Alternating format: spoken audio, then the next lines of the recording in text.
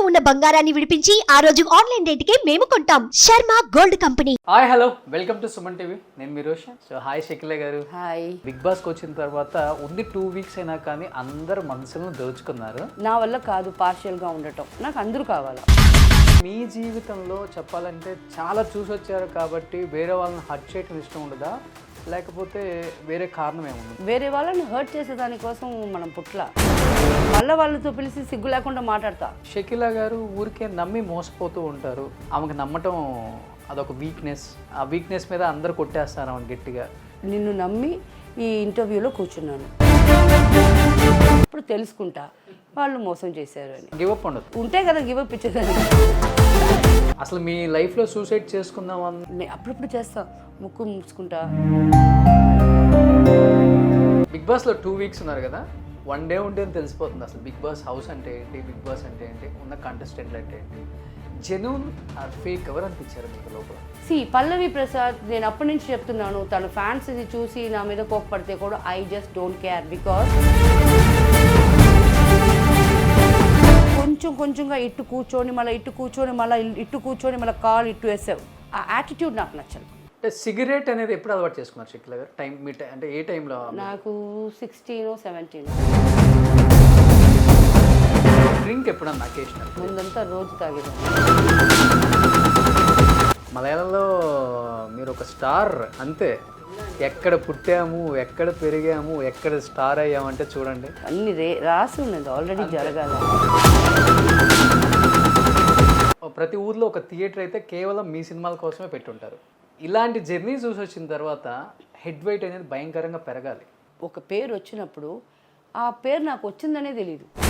అంటే మీ లైఫ్లో ఇటువైపు బి గ్రేడ్ ఫిలిమ్స్ చేశారు, తర్వాత మీరు అనుకోనో లేకపోతే నేను నాకు ఈ క్యారెక్టర్స్ వద్దు, నా లైఫ్ టర్న్ అవ్వాలి, మళ్ళీ కొంతమంది ఆడియన్స్కి మంచి మంచి ఫ్యామిలీ మూవీస్లో కనిపించారు, మళ్ళీ ఒకసారిగా టర్న్ అయ్యి మళ్ళీ ఇలాంటి కుక్ విత్ కోమాలు ఇలాంటి, అంటే మీలోనే చాలా షేడ్స్ టర్న్ అవ్వకుండా ఎప్పటికప్పుడు మీరే వచ్చారు.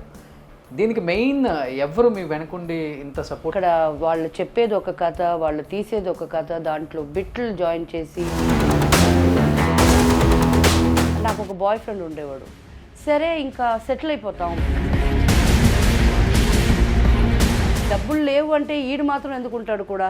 మీకంటూ సొంత ఇల్లు ఏం లేదు అనేలా ఒక 6 feet మాత్రం ఇక్కడ మా మస్జిద్లో ఉంది, అది కన్ఫర్మ్. ఇది చనిపోతే మీరు కూడా పాలిటిక్స్లో ఉన్నారు, కాంగ్రెస్లో ఉన్నారు కాబట్టి ఆయన పాలిటిక్స్లోకి వచ్చినప్పుడు చాలా మంది రకరకాలుగా కామెంట్ చేశారు పవన్ కళ్యాణ్ గారిని. అలాంటిది ఈరోజు ఆయన డిప్యూటీ సీఎం ఆంధ్రప్రదేశ్కి, అండ్ ఈవెన్ బాగుంటే 2029 కూడా చీఫ్ మినిస్టర్ అయ్యే అవకాశాలు కూడా ఉన్నాయి అని కూడా చాలా మంది అంటున్నారు. ఏమనిపించింది ఆయన సక్సెస్? సబర్ కా ఫల్ మీఠా అవుతాయి. బిగ్ బాస్లో 2 వీక్స్ ఉన్నారు కదా, 1 డే ఉంటే తెలిసిపోతుంది అసలు బిగ్ బాస్ హౌస్ అంటే ఏంటి, బిగ్ బాస్ అంటే ఏంటి, ఉన్న కంటెస్టెంట్లు అంటే ఏంటి. జెన్యూన్ ఆర్ ఫేక్ ఎవరు అనిపించారు మీకు లోపల? సందీప్, అమర్దీప్, ఓకే, దామిని, ప్రియాంక, అంతే. వీళ్ళు జెన్యూన్ అని నాకు తెలీదు. అంటే నాకు వాళ్ళంటే ఇష్టం, వాళ్ళ కాడ ఎక్కడ నేను తప్పు చూడలా. వాళ్ళు కంట్లో నిజమే కనిపించింది నాకు. మీ Shivanna is a neutral person. ఆయన జెన్యూన్ కాదు, జెన్యూన్ లేదు అది నేను చెప్పను. బికాజ్ ఆయన జడ్జ్ చేసినంత నేను దానికి ఇది కాదు. శివాజీ అన్న నేను జడ్జ్ చేయకూడదు. సో నేను చూసిన వరకు అన్న ఎక్కడ వీక్ అవుతున్నారో, ఎవరు వీక్ అవుతున్నారో అన్న వాళ్ళకి హెల్ప్ చేశాడు. సో అది నేను అన్న కాడ చూసాను. టేస్టీ చేసేది లైక్ పుట్టిపోయా. వాడు ఆడుకునేదేమో నా కాడ గుడ్డు, రోజు నా గుడ్డు తినేస్తాడు. నేను ఏదన్నా నేను పెట్టుకొని ఉంటే వచ్చామా అది చూడు అని తినేస్తాడు. నీకెందుకే వయసు అయినప్పుడు ఇదంతా అంటాడు.